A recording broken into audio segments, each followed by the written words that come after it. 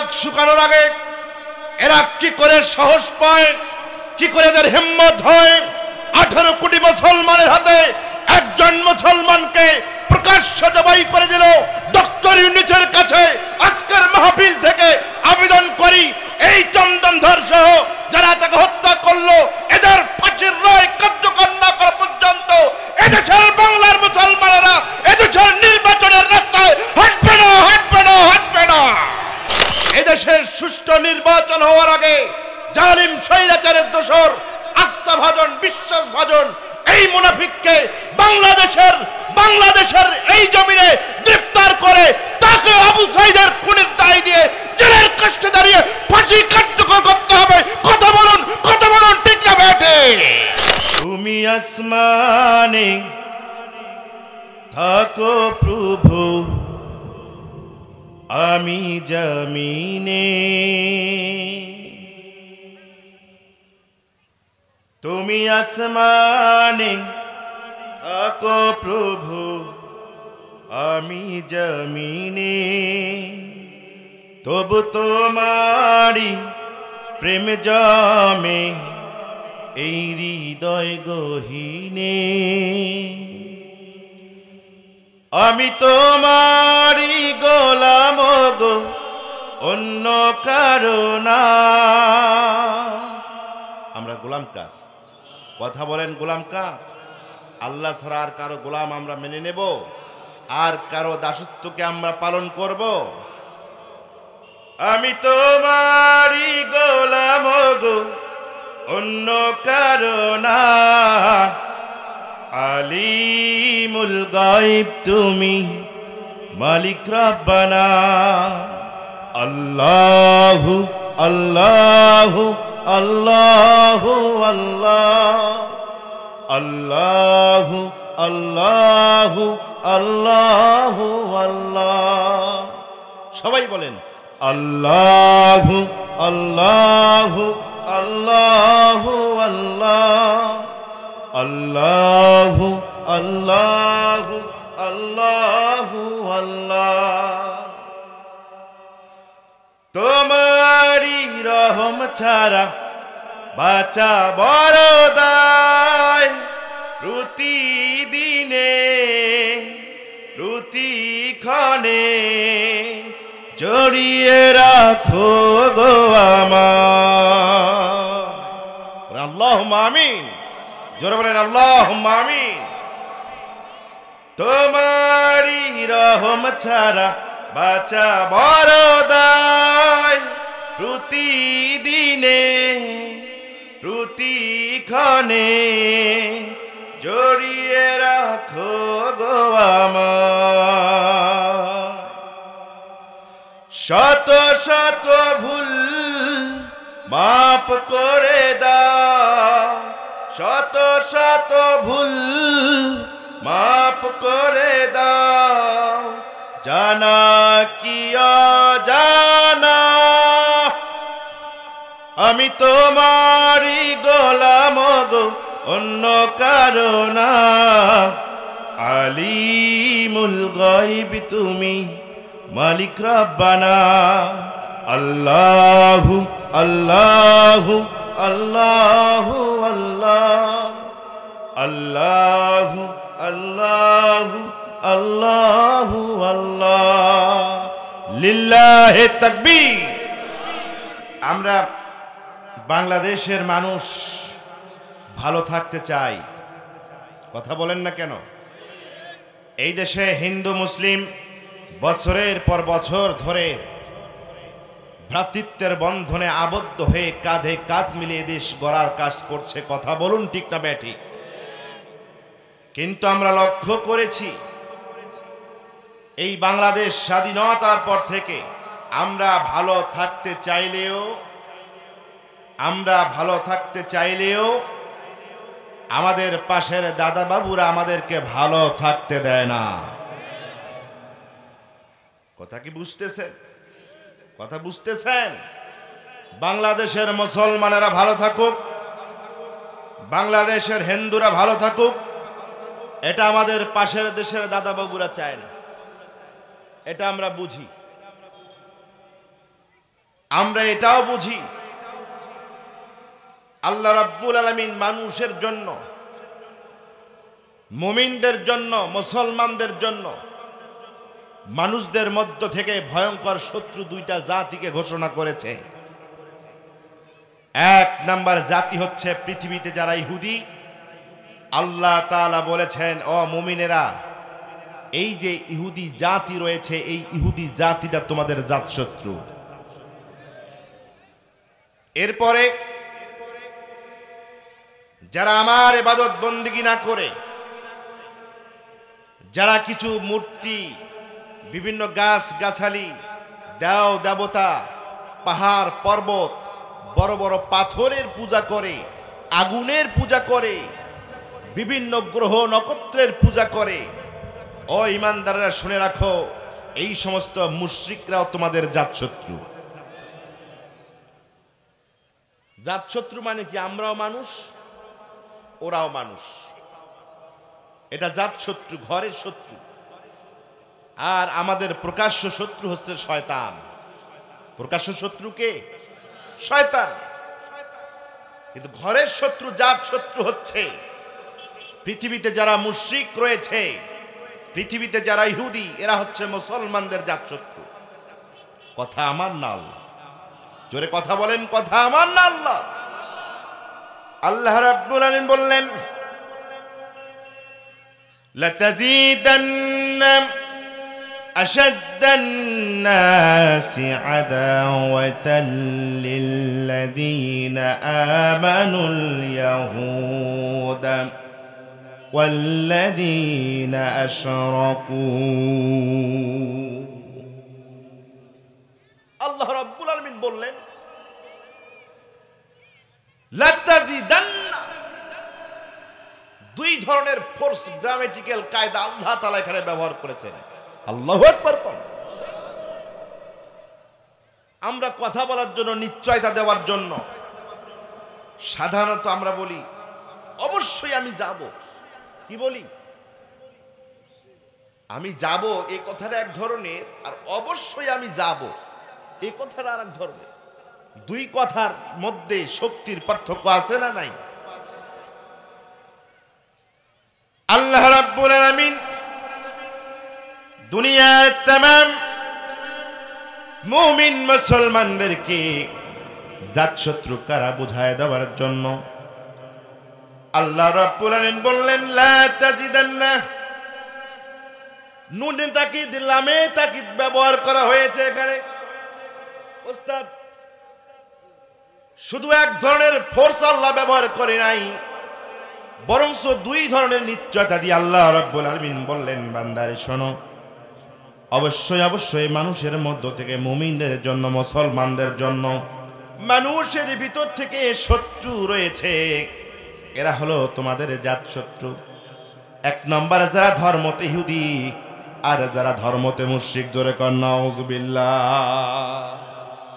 এই মুসলমানেরা, পৃথিবীতে এই দুটা ধর্ম যারা পালন করবে, শয়তান তোমাদের প্রকাশ্য শত্রু, আর এরা হচ্ছে তোমাদের ঘরের শত্রু। কথা আমার না আল্লাহ? আর জোরে কোন কথা আমার না আল্লাহ? এরা যে আমাদের ঘরের শত্রু, এটা বুঝবেন কেমন? তার আগে একটা বিষয় বলি।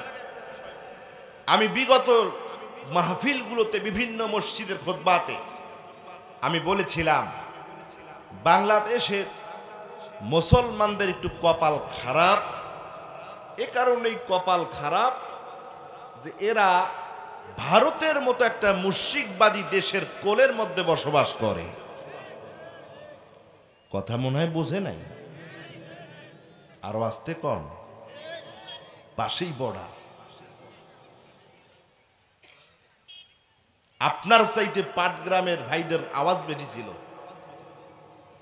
কথা বলে না।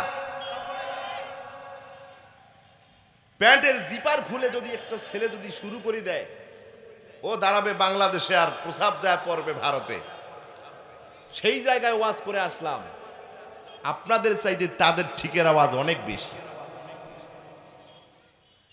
বাংলাদেশের মুসলমানের কপাল খারাপ এই কারণেই যে ভারতের মতো একটা মুশরিকবাদী দেশের কোলের মধ্যে বাংলাদেশ, আমরা তাদের কোলের মধ্যে বসবাস করি। তবে বাংলাদেশের মুসলমানদের কপাল খারাপ হলেও এই কারণেই বাংলাদেশের কপাল অনেক ভালো, কারণ পৃথিবীতে যারা মুশরিক, এই মুশরিকের সমস্ত মুশরিকের বসবাস হলো হিন্দুস্তানে। বিশ্বনবীজি বলেছেন শেষ জামানার এই হিন্দুস্তানের হিন্দুদের বিরুদ্ধে, মুশরিকদের বিরুদ্ধে মুসলমানদের একটা যুদ্ধ হবে, আর এই যুদ্ধের নেতৃত্ব দেবে, আমার ব্যক্তিগত গবেষণা থেকে বলছি, এই যুদ্ধের নেতৃত্ব দেবে আমার এই বাংলাদেশের 18 কোটি মুসলমান। কথা বলেন ঠিক না বেঠে? বিশ্বনবীজি বলেছেন হিন্দুস্তানের সাথে মুসলমানদের যে যুদ্ধ হবে, এই যুদ্ধে মুসলমানেরা মরতে মরতে মরতে শেষ হয়ে যাবে। এমন একটা সংখ্যক সৈনিক দাঁড়িয়ে যাবে যারা শেষ পর্যন্ত হিন্দুস্তানের উপরে বিজয় লাভ করবে। সুবহানাল্লাহ কোন। বিশ্বনবীজি বললেন আমার উম্মতেরা শোনো, এই হিন্দুস্তানের যুদ্ধে যারা অংশগ্রহণ করবে, তোমরা যারা বদরের যুদ্ধে অংশগ্রহণ করে যেই সওয়াব যে মর্যাদার অধিকারী তোমরা হয়েছ, আমি সেই দিন থাকবো না, বদরের যুদ্ধের সাহাবীরা সেই দিন থাকবে না। হিন্দুস্তানের সাথে মুসলমানদের যেদিন যুদ্ধ হবে, সেই দিন ওই এক একটা মুসলমান বদরের যুদ্ধে অংশগ্রহণ করার মতো সওয়াব পাবে। চিৎকার দিয়ে বলেন আল্লাহু আকবার। এরা আমাদের জাত শত্রু, কারণ এরা সব সময়ের জন্য মুসলমানদের রক্তকে পছন্দ করে। কথা বলেন না কেন? 5ই আগস্টের পরে বাংলাদেশে দ্বিতীয় স্বাধীনতা উদিত হওয়ার পর এই দেশের শৃঙ্খলা, এই দেশের সকল ধর্মের বর্ণের একত্রিত যে ভ্রাতৃত্বপূর্ণ বসবাস, হিন্দু মুসলমানের যে ভালোবাসা, এই ভালোবাসায় ফাটল ধরানোর জন্য সাম্প্রদায়িক দাঙ্গা ঘটার জন্য এই ভারতের দালাল ইসকন নামক অবৈধ একটি সংগঠন স্বাধীনতার পর থেকে বারবার তারা ষড়যন্ত্র করে যাচ্ছেই তো যাচ্ছে। এর ধারাবাহিকতায় কিছুদিন আগে চট্টগ্রামে ইসকনের একজন সাবেক নেতা, এই নেতার নেতৃত্বে, যেই নেতা, এর নাম হচ্ছে চিন্ময় কুমার দাস, এটার ছদ্মনাম, মূল নাম হচ্ছে চন্দনধর। ইসকন থেকে এই নেতাকে বহিষ্কার করা হয়েছে 2টা অভিযোগে। 1 নাম্বার, এ বাচ্চাদের সাথে অনৈতিক সম্পর্কে জড়ায় যায়। 2 নাম্বার, মেয়েদের সাথে অপকর্ম করার রেকর্ড এত বেশি, যার কারণে এই ইসকনের পক্ষ থেকে এই নেতাকে বহিষ্কার করে দেওয়া হয়েছে। এই বহিষ্কৃত নেতার মাধ্যমে ইসকনের ব্যানার নিয়ে চট্টগ্রামের ময়দানে তারা 8 দফা দিয়ে সমাবেশ করলো। 8 দফার পেছনে মূল লক্ষ্যই হচ্ছে, তাদের ভাষ্য হচ্ছে, এদেশ স্বাধীন হওয়ার পর থেকে এদেশের হিন্দুরা নাকি নিরাপদ নয়। আমার বাড়ির পাশে হিন্দুর বাড়ি, তাদের উলুধ্বনি আমার কানে আসে, আমার আজানের ধ্বনি তাদের কানে যায়। জীবনে কখনো দেখলাম না কোন মুসলমানের মাধ্যমে এদেশের কোন হিন্দুদের উপরে নির্যাতন চালানো হয়েছে। আজকে এরা আমাদের দেশের সম্প্রীতি ভ্রাতৃত্বকে, এই দেশের দলগুলোর ভিতরে একটা ফাটল সৃষ্টি করার জন্য বিভিন্নভাবে তারা ষড়যন্ত্র করছে। আমার প্রশ্ন, স্বাধীনতার পরে দেশে কি এমন হলো, দেশের বিভিন্ন প্রান্ত থেকে হাজার হাজার সনাতন ধর্মী হিন্দু সাধারণ ভাইদেরকে নিয়ে এসে তোমরা বলতেছো দেশের হিন্দুরা নিরাপদ নয়। আমি বলতে চাই, আওয়ামী লীগের শাসন আমলে যখন সুনামগঞ্জের হাজার হাজার হিন্দুদের উপরে নির্যাতন করা হলো, খুলনায় যখন হিন্দুদের বাড়িতে আগুন পুড়িয়ে দেওয়া হলো, কুমিল্লায় যখন 2020 সালে একটি হিন্দুদের গ্রামকে পুড়িয়ে দেওয়া হলো, চাঁদপুর, নোয়াখালী, রংপুর সহ 2021 সালে যখন হিন্দুদের ঘরের ভিতরে, বাড়ির ভিতরে আগুন লাগানো নাটক করা হলো, ও ইসকন নেতারা তোমরা সেদিন হিন্দুদের নিরাপত্তার ব্যানারে কোথায় ছিলা? কোথায় ছিলা? এর জবাব তোমাদেরকে দিতেই হবে, দিতেই হবে।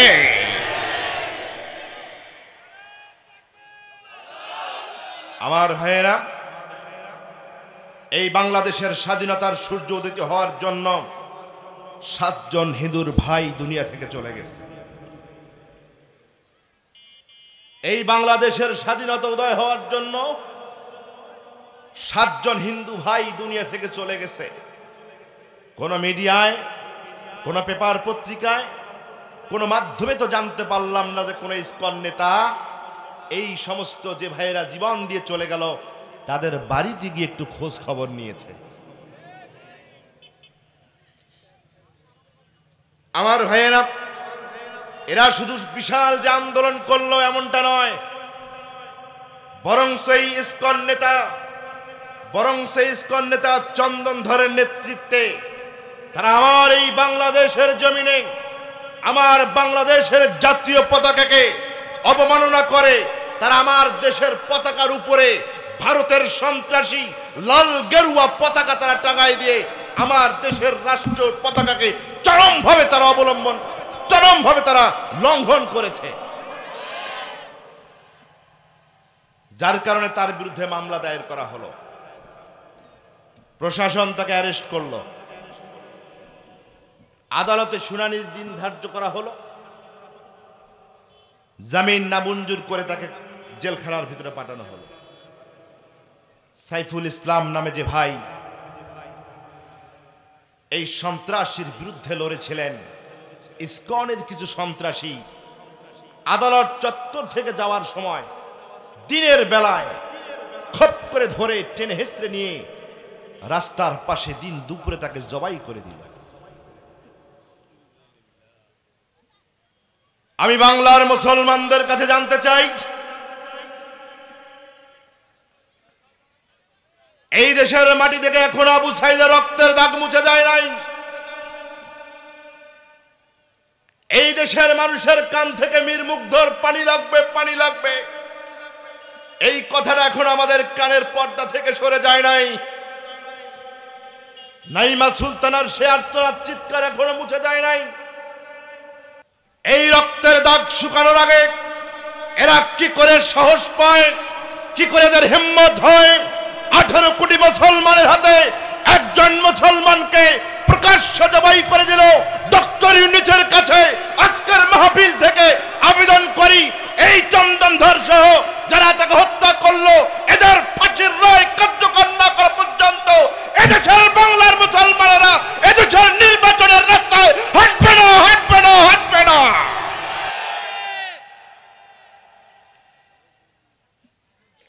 আগেদেরকে ফাঁসির কাস্টে ঝুলাতে হবে, তারপরে আমরা এদেশের নির্বাচনের দিকে যাব। কথা বলেন ঠিক না ব্যাঠি? সম্মানিত ভাইয়েরা আমার, তারা অন্যায় করেছে,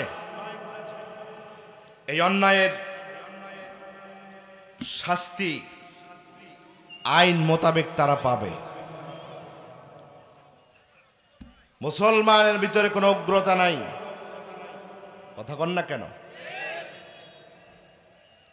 যেই 4-5টা সন্ত্রাসী সাইফুল ইসলাম আলিফকে জবাই করাই দিল, চাইলেই মুসলমানরা তাকে ধরে হাড্ডি মাংস একেবারে বাটার মধ্যে পিষে ঠেস ঠেসা করে পাউডার বানাই দিতে পারত। আমরা সেটা করি নাই। আমরা আইনের মাধ্যমে তাদের বিচার দাবি করি, বিচার কামনা করি। কথা বলেন ঠিক না ব্যাঠি? সম্মানিত ভাইয়েরা আমার, তবে এরা সাহস পাওয়ার একটা বড় কারণ হচ্ছে এর একদিক থেকে যেরকম ভাবে দেশের ভিতরে একটা ফাসাদ সৃষ্টি করতে চায়, দেশের ভিতরে তারা বিভিন্ন ধরনের জঙ্গিপনা চালাতে চায়, এটার সুযোগ পাওয়ার একমাত্র কারণ হচ্ছে আমাদের বাঙালি মুসলমানেরা হুজুকে মাতাল। এরা একবার যখন যেটা করে সেটা করেই ফেলে, হয়ে গেলে এটা আর তাদের মাথায় থাকে না। ওই যে বিপ্লব হয়েছিল, হাসিনা পালায় গেছে, এরা মনে করে আর বুঝি কোনো দেশের বিরুদ্ধে কোনো ষড়যন্ত্র নাই। কথা কি বুঝতেছেন আমার? অথচ মুসলমানের বৈশিষ্ট্য হলো, একজন মুসলমান দেশের ভিতরে, সমাজের ভিতরে বিশৃঙ্খলা থাক আর না থাক, একজন মুসলমানের জীবন হবে ট্রেনিং প্রাপ্ত একজন সেনাবাহিনীর মতো, ঘুমন্ত সৈনিকের মতো না, জাগ্রত বিপ্লবী সৈনিকের মতো। জালিমের মোকাবেলা করার জন্য, স্বৈরাচারদের মোকাবেলা করার জন্য মুসলমানদের ঘুমানোর কোনো সুযোগ। এখন যারা চিন্তা করে নামাজ পড়ি, রোজা করি, হজ করি, যাকাত করি, আন্দোলন তো করেইছি, এখন মনে হয় আর কিছুর দরকার নাই, এখন শুধু নাক ডেকে ঘুমাই। মুসলমানদের জীবন এমন একটা জীবন, এই জীবন থেকে আন্দোলন বিমুখ হওয়ার, জালিমের সাথে লড়ার, না করার কোনো সুযোগ আছে? সূরাতুত তওবার 118 নম্বর আয়াত। এই সূরার নাম হচ্ছে তওবা, কিন্তু আল্লামা কাশশাফ রহিমাল্লাহু ওনার তাফসীরের ভিতরে লিখেছেন এই সূরাতুত তওবার সর্বমোট 12টি নাম পাওয়া যায়। জোরে কোন সুবহানাল্লাহ। কয়টা নাম? 12টি নাম। তার মধ্য থেকে প্রসিদ্ধ নাম হচ্ছে সূরাতুত তওবা, সূরা আল বারাআহ। আল বারাআত দুটো নামই প্রসিদ্ধ, একটা বলা হয় বারাআত আর একটা হচ্ছে তওবা। কথা বুঝতেছেন? এই সূরার অন্যতম একটি বৈশিষ্ট্য হচ্ছে, ভালো করে শুনুন, তাফসীর শোনাচ্ছি, তাফসীর শুরু হয়ে গেছে। এই সূরার অন্যতম একটি বৈশিষ্ট্য হচ্ছে, যত সূরা, বড় বড় সূরা রয়েছে, এই বড় বড় সূরার সবশেষে রাসূল সাল্লাল্লাহু আলাইহি ওয়াসাল্লামের জীবনের সবশেষের দিকে এই বড় সূরাটা নাজিল হয়েছে। এরপরে আর কোনো বড় সূরা নাজিল হয়? এক নাম্বার বৈশিষ্ট্য। 2 নাম্বার বৈশিষ্ট্য হচ্ছে, এই সূরার আশ্চর্যজনক বৈশিষ্ট্য হচ্ছে, আল্লাহ রাব্বুল আলামিন এই কুরআনুল কারীমের ভিতরে 114টি সূরা দিয়েছেন। জোরে বলেন কয়টি? 114টি সূরা দিয়েছেন।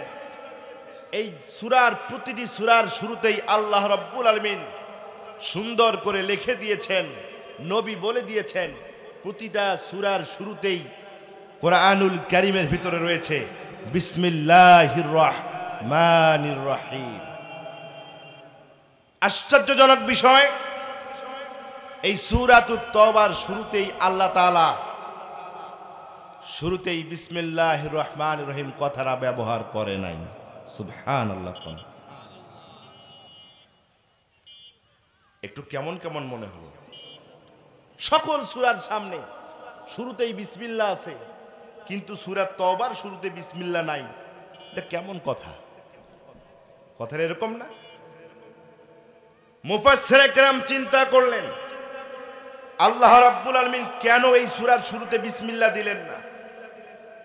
এই বর্ণনা দিতে গিয়ে আল্লামা ইমাম রাজি, ফখরুদ্দিন রাজি তাফসীর লিখলেন, হযরত ওসমান রাদিয়াল্লাহু তাআলা আনহু বলেছেন, আল্লাহ রাসূল সাল্লাল্লাহু আলাইহি সাল্লাম আমাদেরকে সূরা তওবা লেখার সময় শুরুতে বিসমিল্লাহ লিখতে বলে নাই, বিধায় আমরা লিখি নাই।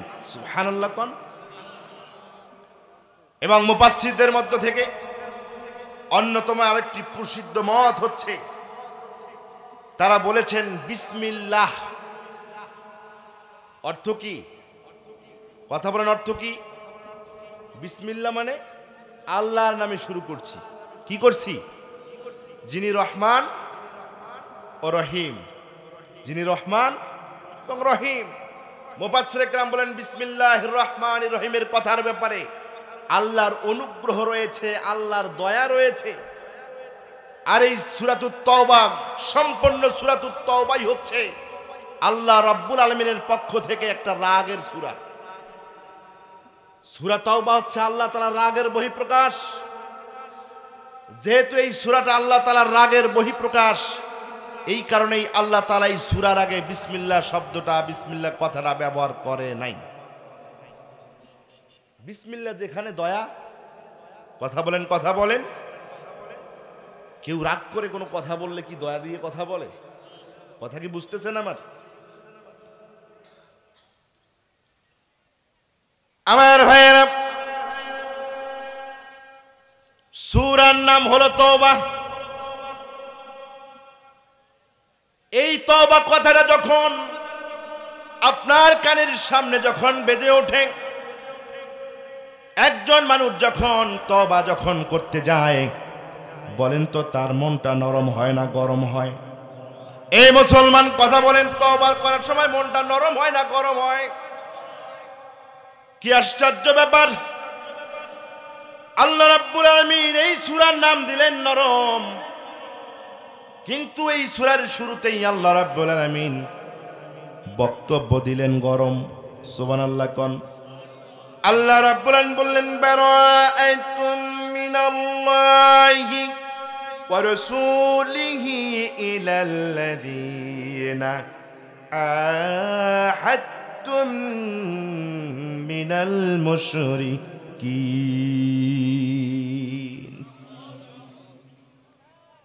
আল্লাহ রাব্বুল আলামিন নবী হে,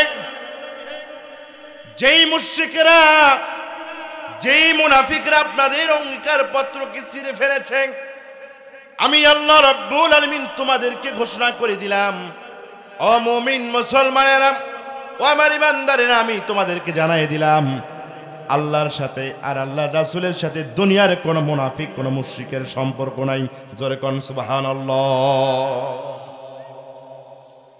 দুনিয়ার কোন মুশরিকের সাথে, মুনাফিকের সাথে কোন সম্পর্ক, কথা বুঝতেছেন? সম্পর্ক আমার ভাইয়েরা লক্ষ্য করুন, আল্লাহ রাব্বুল আলামিন এই যে সূরাতুত তওবার ভিতরে যেই একটা আয়াত দিয়েছেন, 118 নম্বর আয়াত, এই আয়াতের ভিতরে আল্লাহ রাব্বুল আলামিন বললেন, ওয়া আলা সালাসাতিল্লাযীনা খুলিফু হাত্তা ইযা দাকাত আলাইহিমুল আরদু বিমা রুহুবাত ওয়া দাকাত আলাইহিম আনফুসুহুম ওয়া যান্নু আল্লা মালজাআ মিনাল্লাহি ইল্লা ইলাইহি থুম্মা তাবা আলাইহিম লিয়াতুবু।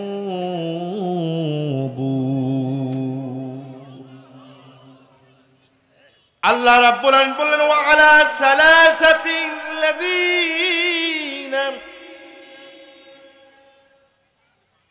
আল্লাহ রাব্বুল আলামিন বললেন, ও মুহাম্মদ ও নবী আমার, যেই তিন ব্যক্তির ব্যাপারে ফয়সালা করার ব্যাপারে, যখন যেই তিন ব্যক্তির বিচার ফয়সালা করার জন্য, যেই তিন ব্যক্তির ব্যাপারে সিদ্ধান্ত গ্রহণ করার জন্য অব্যাহতি দেওয়া হয়েছিল, যেই তিন ব্যক্তির ব্যাপারে রায় প্রদান করা হয় নাই, হাত্তা ইদা দাকাত আলাইহিমুল আরদু, যেই তিন ব্যক্তির ব্যাপারে আমি আল্লাহ তাআলা কোনো রায় দিয়ে দেই নাই, বরং রায়টাকে আমি ঝুলিয়ে রেখেছিলাম। ওই তিন ব্যক্তির কাছে যখন তার গোটা জমিনটা, প্রশস্ত জমিনটা যখন সংকীর্ণ হয়ে গেল, এই যে প্রশস্ত জমিন, প্রশস্ত জমিন, এই জমিনটা যখন এই তিন ব্যক্তির কাছে যখন সংকীর্ণ হয়ে গেল, ওয়াদাকাত আলাইহিম আনফুসুহুম, শুধু জমিনটাই সংকীর্ণ হয়ে যায় নাই, বরং ওই তিন ব্যক্তির কাছে যখন তার নিজের জীবনটা অনেক সংকীর্ণময় হয়ে গেল, তারা যখন তাদের নিজের জীবনটাকে বোঝা মনে করা শুরু করে দিল, আর কি হয়ে গেল, ওয়াজান্নু আল্লা মালজাআ মিনাল্লাহ মিনাল্লাহি ইল্লা ইলাইহি। আমার ভাইয়ের, আল্লাহ রাব্বুল আলামিন তিনজন ব্যক্তির ব্যাপারে কথা বলছেন। আল্লাহ বলেন এই তিন ব্যক্তির ব্যাপারে কোনো ফয়সালা দেই নাই, ফয়সালা ঝুলায় রেখেছিলাম। কিন্তু এই তিন ব্যক্তির কাছে যখন প্রশস্ত জমিনটা যখন সংকীর্ণ হয়ে গেল, তাদের জীবনটা যখন সংকীর্ণ হয়ে গেল, জীবনটা যখন ছোট হয়ে গেল, আর যখন তারা বুঝতে পারলো আল্লাহর পথ ছাড়া আমাদের সামনে আর কোনো পথ খোলা না, এই তিন ব্যক্তি যখন বুঝতে পারলো আল্লাহর পথে যাওয়া ছাড়া আর কোনো পথ আমাদের কাছে খোলা নাই, ও হাবিব আপনি ওই তিন ব্যক্তির ব্যাপারে চূড়ান্ত ফয়সালা করে দেন। আমি আল্লাহ রাব্বুল আলামিন ওই তিন ব্যক্তিকে মাফ করে দিয়েছি। জোরে কোন সুবহানাল্লাহ। ও আমার নবীজি, যে তিন ব্যক্তির ব্যাপারে ফয়সালা আমি স্টপ করেছিলাম, ঝুলিয়ে রেখেছিলাম, মুলতবি ঘোষণা করেছিলাম, এখন ওই তিন ব্যক্তি বুঝতে পেরেছে দুনিয়াটা প্রশস্ত থাকার পরেও দুনিয়াটা তাদের কাছে খুবই ছোট, তাদের জীবনটা তাদের কাছে অনেক বড় বোঝা হয়ে গেছে। ও নবী, তারা বুঝতে পেরেছে আমার পথ ছাড়া আর কোনো পথ, সুতরাং আমি তাদেরকে ক্ষমা করে দিলাম। সুবহানাল্লাহ। আর জোরে কোন সুবহানাল্লাহ। আমার ভাইরা, আল্লাহ রাব্বুল আলামিন এই কুরআনুল কারীমের আয়াত সূরাতুত তাওবার 158 নম্বর আয়াত, মুসলমানদের ঐতিহ্যবাহী একটি যুদ্ধ, রোম সম্রাটের বিরুদ্ধে একটা যুদ্ধ হয়েছিল, যেই যুদ্ধের নাম হলো তাবুকের যুদ্ধ। কিসের যুদ্ধ? জোরে কোন। তাবুকের যুদ্ধ। এই তাবুকের যুদ্ধের ঘটনাকে কেন্দ্র করে আল্লাহ রাব্বুল আলামিন এই আয়াতটা নাজিল করে জানাই দিয়েছেন। এখন বলেন তো, ছোট্ট ঘটনাটা জানার দরকার আছে না নাই? এ মুসলমান, কথা বলেন আছে না নাই? আমার ভাইয়েরা, তাবুকের যুদ্ধের দামামা বেজে উঠল। আল্লাহ রাসূল ঘোষণা দিলেন, রোম সম্রাটের সিদ্ধান্ত নিয়েছে তারা গোটা বিশ্বের মানচিত্র থেকে মুসলমানদেরকে মুছায়া দেবে। পারস্য সাম্রাজ্য, রোম সাম্রাজ্যের কথা শুনেছেন কি শোনেন নাই? রোম সম্রাট হিরাক্লিয়াস মুসলমানদেরকে মারার জন্য, মদিনার ইসলামী রাষ্ট্রকে নস্যাৎ করে দেওয়ার জন্য সৈন্য সামন্ত ভাড়া করতেছে, অস্ত্র শস্ত্র বানাচ্ছে, ঘোড়াগুলোর খুরের ভিতরে পায়ের ঘোড়াগুলোর খুয়ের ভিতরে লোহার আংটা পরিয়ে দিচ্ছে। সংবাদ চলে এলো মুসলমানের কাছে। বিশ্বনবীজি সমস্ত মুসলমানদেরকে নিয়ে জনসভা করলেন আর বলেন, ওমর সাহাবীরা রে, রোম সম্রাট আমাদেরকে দুনিয়া থেকে শেষ করে দিতে চায়, কিন্তু আমরা তো সেই শেষ হওয়ার জাতি নই। আমরা তো আল্লাহ রাব্বুল আলামিনের গোলাম। আল্লাহর জমিনে আল্লাহর দ্বীন কায়েম করার জন্য, জালিমদের মোকাবেলা করার জন্য আল্লাহ রাব্বুল আলামিন আমাদেরকে দায়িত্ব দিয়েছেন। সুতরাং রোম সম্রাটের সাথে লড়ার জন্য কোনো ভয় পাওয়া যাবে না, বরং সবাই সবার শক্তি সামর্থ্য দিয়ে লড়াই করতে হবে। কথা বুঝতেছেন? আল্লাহ রাসূল এই যুদ্ধের ভিতরে সমস্ত ধরনের সব বয়সের সব পেশার মুসলমানদেরকে, শুধু মুসলমান নয়, মদিনা রাষ্ট্রের ভিতরে যত অন্য ধর্মের মানুষেরা বসবাস করেছিল সবাইকে সাহায্য সহযোগিতার কথা বলেছেন। সবাই সাহায্য সহযোগিতা করল। মদিনা থেকে 691 কিলোমিটার দূর, গরমের দিন, ক্লান্তির দিন, কিছু কিছু সাহাবী তাদের খাদ্য পানি নিয়ে বাতিলের সাথে লড়াই করার জন্য, রোম সম্রাটের সৈন্যের সাথে লড়াই করার জন্য তাবুকের ময়দানের দিকে রাসূল সাল্লাল্লাহু আলাইহি সাল্লামের নেতৃত্বে তারা রওনা দিয়েছে। গরম, এক সময় খাবার শেষ হয়ে গেল, পানি শেষ হয়ে গেল, সাহাবীরা চলতে পারে না, দুর্বল হয়ে গেছে। সাহাবীরা আরজ করল, ইয়া রাসূলুল্লাহ, ইয়া হাবিবাল্লাহ, জালিমদের সাথে কেমনে মোকাবেলা করব, নিজেই তো চলতে পারি না, ক্ষুধার কারণে দুর্বল হয়ে গেছি। ওগো আল্লাহর রাসূল, আপনি আল্লাহর পক্ষ থেকে আমাদের জন্য একটু মেহমানদারির ব্যবস্থা করায় দেন। আমার ভাইয়েরা, লম্বা ঘটনা বলবো না, বিশ্বনবীজি তাবুকের প্রান্তরে চলে গেলেন। রোম সম্রাট বুঝতে পারলো মুসলমান 30,000 সৈন্য নিয়ে আমাদের মোকাবেলা করার জন্য এসেছে, যার কারণে রোম সম্রাটের যে অধীনস্থ যে প্রদেশগুলো ছিল, যে রাষ্ট্রগুলো ছিল, এই রাষ্ট্রগুলো এতটা ভয় পাওয়া শুরু করলো। আল্লাহর নবীজি বিনা যুদ্ধে বিনা রক্তপাতে রোম সাম্রাজ্যের উপরে বিজয় করেছেন। জোরে কারণ সুবহানাল্লাহ। কোনো রক্ত হয় নাই, বরঞ্চ রোম সাম্রাজ্যের যে প্রদেশগুলো ছিল সবাই বিশ্ব নবীজির শিকার, বসত স্বীকার করে নিয়ে, বাধ্যতা স্বীকার করে নিয়ে তারা মুসলমানদের নেতৃত্বকে মেনে নিয়েছে। সুবহানাল্লাহ। আমার ভাইয়ের একটু মনোযোগ দিয়ে গভীরভাবে কান্দেন। এই যে যুদ্ধ করে এলো বিশ্ব নবীজি, যুদ্ধ করার পরে তার সুন্নত অনুযায়ী সর্বপ্রথম মসজিদে নববীর ভিতরে বসে যায়, আল্লাহর শুকরিয়া আদায় করার জন্য 2 রাকাত সালাত আদায় করেন। বিশ্ব নবীজির সুন্নাহ হলো বিশ্ব নবীজি যখন কোথাও বাইরে যান, বাইরে থেকে যখন বাড়িতে আসেন, সর্বপ্রথম মসজিদের ভিতরে 2 রাকাত নামাজ আদায় করেন। এই সুন্নতটা আমাদের সমাজে নাই, আলেম ওলামারা করে না। আচ্ছা, এই সুন্দরটা সমাজের ভিতরে জিন্দা করার দরকার আছে না? 2 রাকাত নামাজ পড়বেন, যাওয়ার সময় 2 রাকাত, কোথাও থেকে ফেরার পরে আগে মসজিদে 2 রাকাত পরে বিশ্রাম নিয়ে তারপর বাড়িতে। সুবহানাল্লাহ। আর ভাইয়েরা, বিশ্ব নবীজি 2 রাকাত নামাজ আদায় করলেন। নামাজ আদায় করার পরে বিশ্বনবী সকল ধরনের মুসলমানদেরকে বলেছিলেন, এই যুদ্ধ থেকে কখনো তোমরা কেউ পিছপা হবে না। কিন্তু মদিনার ভিতরে কিছু ছিল আনসার, কিছু মুহাজির, যারা অসুস্থতার কারণে, দরিদ্রতার কারণে, যানবাহন না থাকার কারণে যুদ্ধে যাইতে পারে নাই। কথা কি বুঝতেছেন আমার ভাইয়েরা? এরা যুদ্ধে যাইতে পারে নাই, যার কারণে এই মুসলমানেরা বিশ্বনবীর কাছে এসে বিশ্বনবীজিকে বললেন, ইয়া রাসূলুল্লাহ, ইয়া হাবিবাল্লাহ, আমার অসুস্থতার কারণে, বাহন না থাকার কারণে, অর্থ সম্পদ টাকা পয়সা না থাকার কারণে যুদ্ধে যেতে পারি নাই। ওগো আল্লাহ রাসূল, আপনার নির্দেশ ছিল যুদ্ধে অংশগ্রহণ করা, আল্লাহ রাব্বুল আলামিনকে আমাদেরকে ক্ষমা করে দিবে। যেই সমস্ত দুর্বল মানুষ, বয়স্ক মানুষ, রুগ্ন মানুষ যুদ্ধে অংশগ্রহণ করতে পারে নাই, জালিমের মোকাবেলা করতে পারে নাই, এরা এসে বলল, ইয়া রাসূলুল্লাহ, ইয়া হাবিবাল্লাহ, আল্লাহকে আমাদেরকে ক্ষমা করে দিবে নাকি? বিশ্ব নবীজি তার মাথাটা নিচু করে দিয়ে আল্লাহর সাথে মোনাজারা করেন, কারণ এর ফয়সালা বলেন তো রাসূলের কাছে নাকি আল্লাহর হাতে?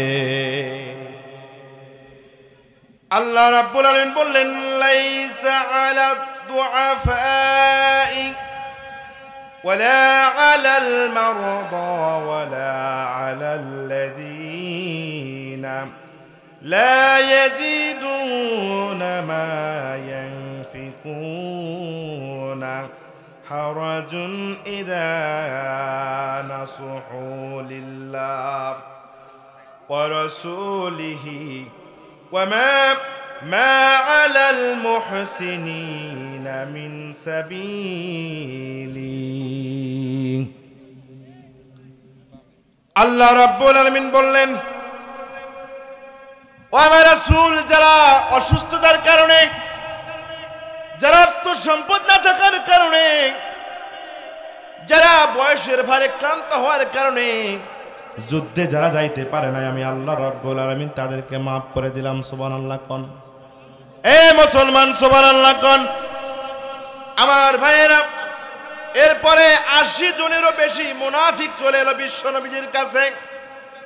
এই মুনাফিকরা এসে বিশ্ব নবীজিকে বলল, ও আল্লাহর রাসূল, আমরা তো যুদ্ধে অংশগ্রহণ করতে পারি নাই, আমাদের অমুক ছিল, হ্যান ছিল, ত্যান ছিল, এটা সমস্যা ছিল, ওটা সমস্যা ছিল। ওগো আল্লাহর রাসূল, আমরা মনে করেছিলাম একটা, কিন্তু হয়ে গেল তো আর একটা। কথা বুঝতেছেন?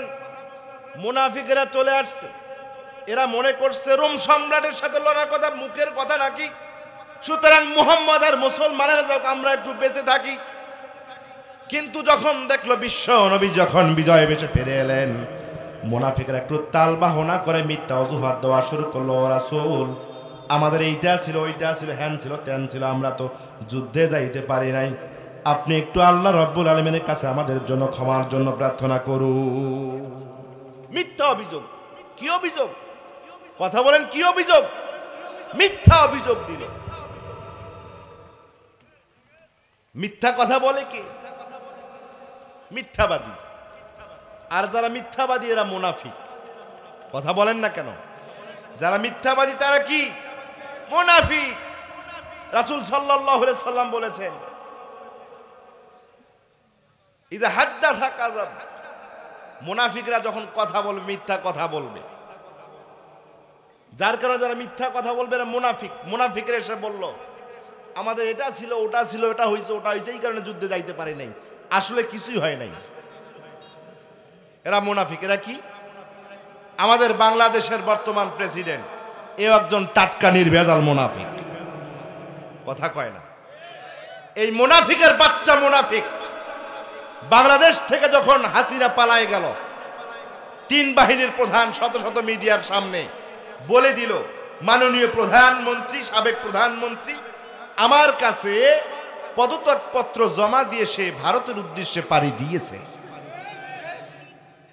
আর কিছুদিন আগে সুপ্রিম কোর্ট যখন তার কাছে তলব করলো, তার কাছে জবাব চাইল, এই সুপ্রিম কোর্টকে লিখিত জবাব দিলেন, সাবেক প্রধানমন্ত্রী শেখ হাসিনার লিখিত কোনো পদত্যাগপত্র আমাকে জমা দেয় নাই। টাটকা মুনাফিক, মিথ্যুক। এরকম একজন মুনাফিক, একজন মিথ্যুক, এরকম স্বৈরাচারের বিশ্বস্ত দালাল দেশ স্বাধীন হয়ে যাওয়ার কয়েক মাস অতিবাহিত হয়ে যাওয়ার পরেও বাংলার 18 কোটি মুসলমানের দেশে এরকম একজন গুরুত্বপূর্ণ পদে মুনাফিক কি করে এখনো বহাল থাকে? ডক্টর ইউনূসের কাছে জবাব দিতে হবে।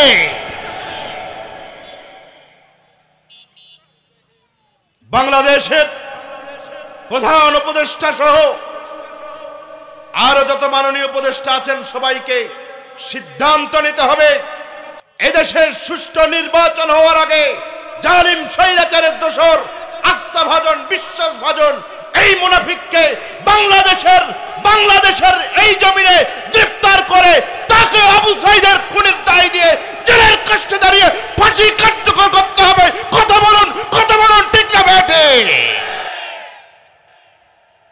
মুনাফিকরা মিথ্যা কথা বলে, জাতীয় মুনাফিক এখন আমাদের মাথার উপরে ভর করে চলে আছে। আমার ভাইয়েরা, এই মুনাফিকরা যখন মিথ্যা অভিযোগ দিল, আল্লাহ রাব্বুল আলামিন কোরআনুল কারীমের ভিতরে তাদেরকেও মাফ করে দিলেন। সুবহানাল্লাহ কোন। কিন্তু তিনজন জালিলুল কদর রাসূল সাল্লাল্লাহু আলাইহি সাল্লামের সাহাবী কাব বিন মালিক, হিলাল বিন উমাইয়া, মুরা বিন রাবি, তিনজন জালিলুল কদর সাহাবী শুধু অলসতার কারণে, গাফলতের কারণে তাবুকের যুদ্ধে অংশগ্রহণ করে নাই।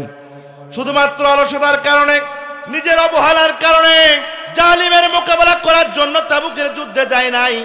এই তিনজন বিশ্ব নবীজির কাছে এসে বললেন, ইয়া রাসূলুল্লাহ, ইয়া হাবিবাল্লাহ, ও আল্লাহর রাসূল, আমাদের কোনো অভিযোগ ছিল না, কোনো কষ্ট ছিল না, কোনো কারণ নাই, কোনো অজুহাত নাই, শুধুমাত্র গাফলতি করার কারণে, শুধুমাত্র একটু অনিচ্ছা থাকার কারণে ইচ্ছাকৃতভাবে আমরা তাবুকের যুদ্ধে অংশগ্রহণ করি নাই।